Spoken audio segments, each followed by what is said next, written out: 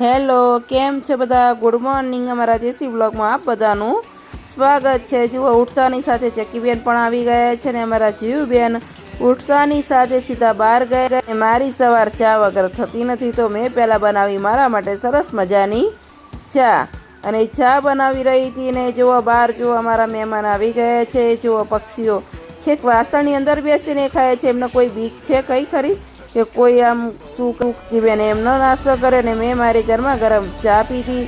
એના પછી મેં બનાવી ચકલીઓ માટે ભાખરી, જે મારું રોજનું રૂટીન છે. તો સરસ મજાની ચકલીઓ માટે ભાખરી બનાવીને એમને ઝીણી ઝીણી કરીને ડીશમાં નાખી. અને આજે હતો અમારે રવિવાર, તો હું બહુ મોડી ઉઠી હતી. પછી થોડું ઠંડીનું પ્રમાણ વધારે હોવાથી હું પહોંચી ગઈ બાજુના ઘરે. દાદીએ સરસ મજાનો ચૂલો સળગાવ્યો હતો, તો અમે ત્યાં પહોંચીને સરસ મજાની તાપણી કરી. અને ઠંડી લાગતી હતી એટલે અમને પણ થોડી વધારે મજા આવી તાપણી કરવાની. તો હું ને શ્રુતિએ બંને તાપણી કરી. અને તડકો તો જુઓ કેવો સરસ મજાનો તડકો આવી ગયો છે. શિયાળાનો તડકો એટલે સોનામાં સુગંધ જેવી વાત છે. અને બાજુવાળા ભાભી ભેંસોને નવડાવી રહ્યા હતા. આપણને ઠંડી મનાવવાની ઈચ્છા ના થાય, પણ ભેંસોને જોવા નાહવાની કેવી મજા આવી રહી છે. ને જીવબેન કે લાવો લાવો મારે પણ નવડાવી છે ભેંસોને. અને જીવબેન ભેંસોને નવડાવવા લાગ્યા. તો જો પેલા બાજુમાં ભેંસ જુઓ જીવબેનને જોઈ રહી છે કે આ અમારું આવી બની કે તો ઠંડીમાં નાહવાનું, અને એમાં જીવબેન નવડાવે એટલે વાત પૂરી થઈ ગઈ.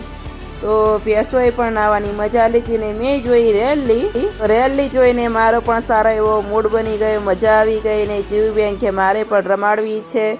તો ભાભીએ એને ઘણી બોલાવી પણ એને લાગતી હતી બીક, તો એ ગઈ નહીં. અમે જ્યારે ઘરે પાછા આવ્યા તો મારા ઘર આગળનો નજારો તો જુઓ, કેટલા બધા પક્ષીઓ આવી ગયા છે. આમ જાણે કોઈ મેળો ભરાયો હોય ને, પક્ષીઓનો જમણવાર ચાલી રહ્યો છે. અને આ ઝાડ શેનું છે જો તમને ખબર હોય તો કોમેન્ટમાં જરૂરથી લખજો. જીયાબેનને નવડાવે અને જીયાબેનની ઠંડી તો જુઓ કેવા અંદર ઘૂસી ગયા છે. ને બધું કામકાજ પતાવીને મેં બનાવી ઇડલી અને દાળ, કેમ કે શાક રોટલી તો રોજ બનાવતા હોય. આજે કંઈક કીધું ચલો નવું બનાવીએ.